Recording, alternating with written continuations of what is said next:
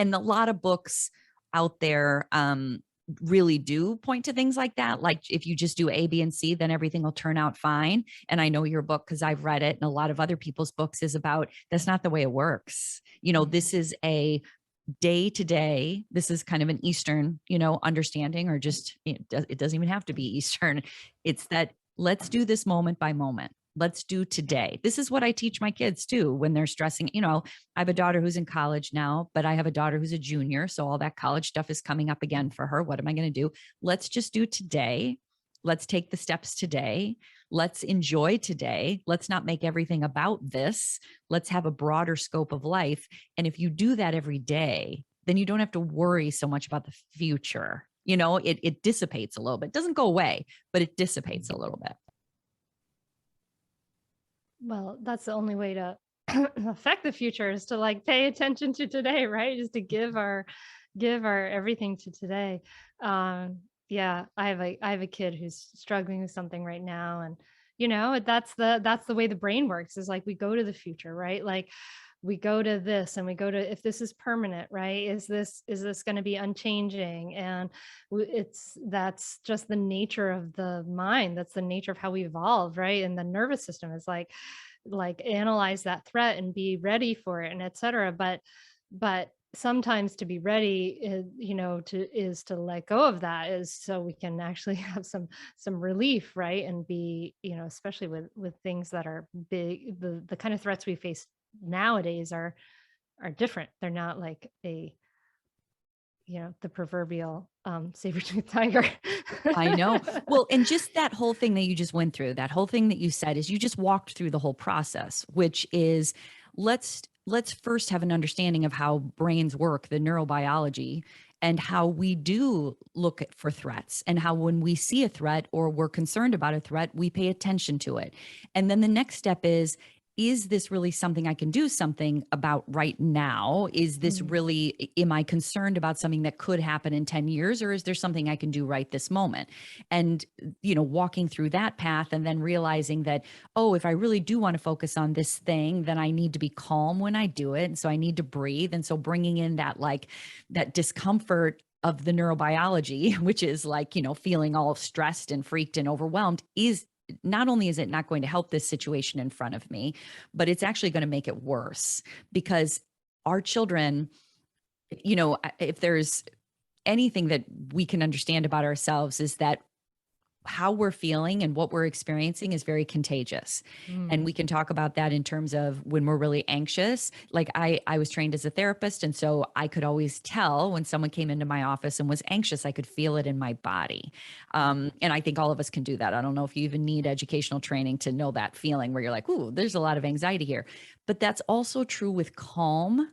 And that's also true with like a feeling of hope, and a feeling of like, we can get through this. Like those feelings are contagious as well. And so instead of telling our kid how to feel in a very stressed and overwhelmed way, we can do first do the practice of trying to find, like you just did, walk through that pattern of, yep, this is normal human behavior. I'm feeling overwhelmed. You don't need to guilt yourself about that. That's what our brains do. But is that helping? And what can I do differently?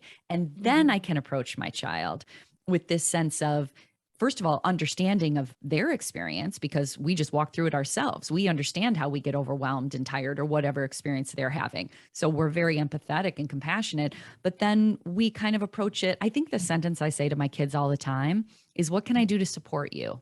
What can I do right now that would be helpful? Like, you don't have to say the exact sentence I say. Like people, use your own personality. Like, what can I do here? Whatever it may be. But it's like, how can I be of help to you?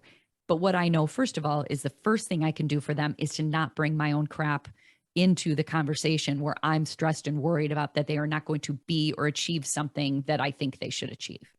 Yeah, yeah.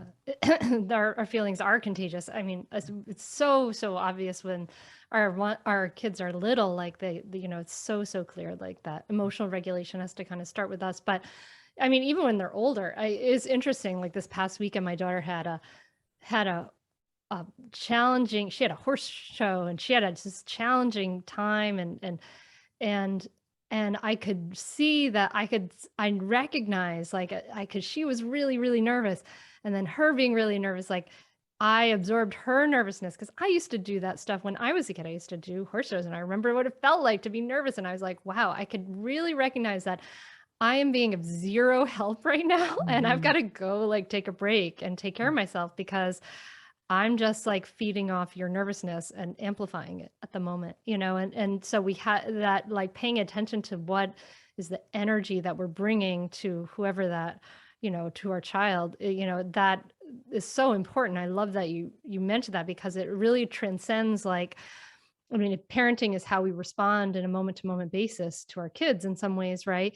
But just how we respond, we always think of like, what are we going to say? But really, how we're feeling and the energy we're bringing sends all of that is the foundational piece.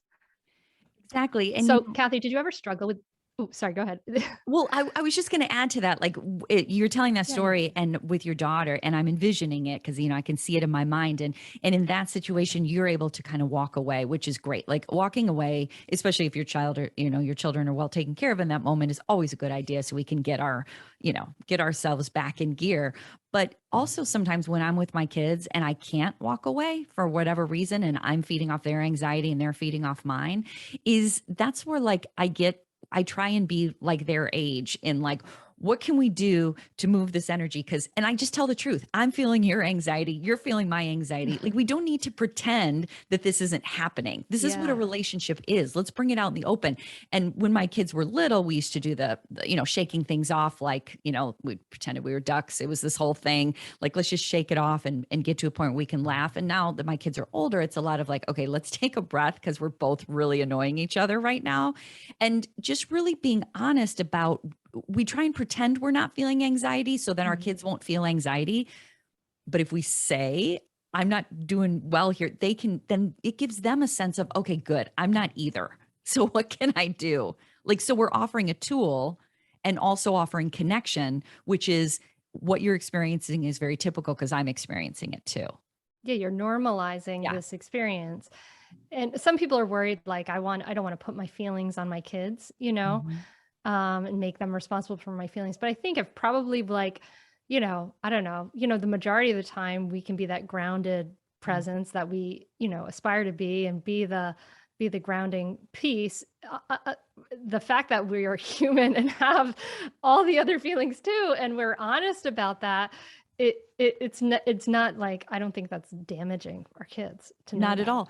And you were just asking me at the beginning about, the what I wrote about, I stopped being the role of mom and I Mhm, became just I'm their mom and I'm a person. This is a mhm, perfect example. The role of mom is I'm not going to talk about feelings. I'm going to make them think that I'm okay all the time, that I'm always in control, that, all these things that are not human versus let me show you in my 50 years on this earth how I've learned to calm my anxiety because I have it too.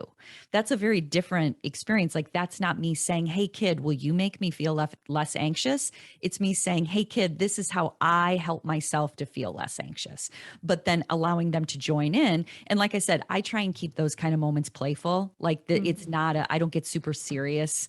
And if they're not into it, then that's fine. I also don't force it. We don't have to force, the ironic things when people are like, how do I make my kid be mindful? I'm like, well, you just missed it right there because you're making and forcing.